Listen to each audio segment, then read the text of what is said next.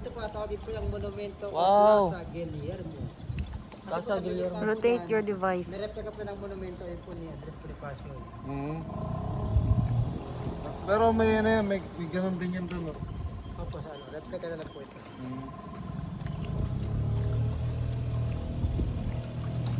Kalami. Wala ka ni uban.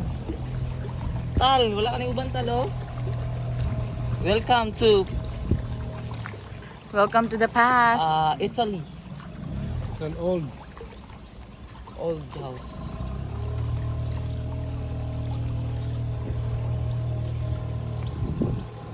Yan, ito po yung bahay po natin batang kanan. Yan po yung pangalawang bahay po natin bibisitahin ngayon. From Candaba, Pampanga. Uy, Kasi po itong ating sa Candaba, pag hindi po kayo nagbalsa, hindi niyo po siya mapupuntahan.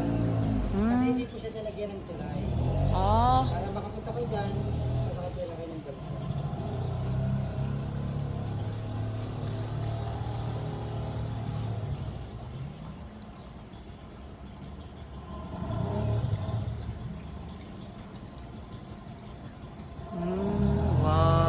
wow. Nakatakot na. Malilate ka na tapos kailangan pasok. ganito yung panahon mo, no? Yung puro tubig na yung daanan. Ganito talaga yung Design. dati. Design Kung dati. po ka sa Candaba kapag bumabaha, alas yung mga bahay nila umaano sa tubig. Mga baha ba no? Grabe no, pinagtsagaan nila tong gawin. Yes na po, ha? Kailan nagsimula yung Las Casas? Bali, 10 years in the mahulog ako. making, then 12 years na po siya nag-ooperate. Bali, total na po. Ay, 22 years na. Ah, wow.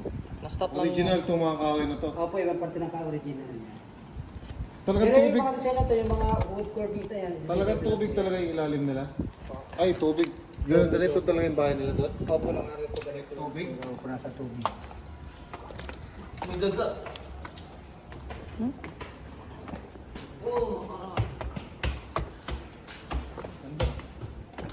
May kahoy.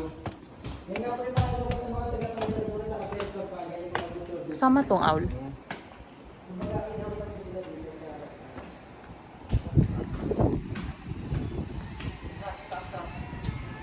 Pwede pa to rentahan, kuya? Kasi may swimming pool.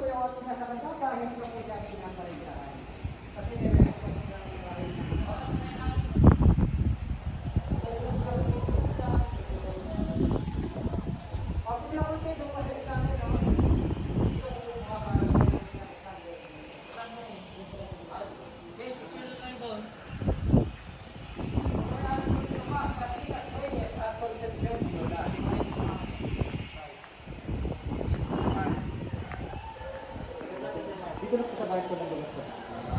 Nagabataan. Doon po kayo, sir, ma'am. Eh? Dito ako makuha po yan dito. Ay, dito din ako.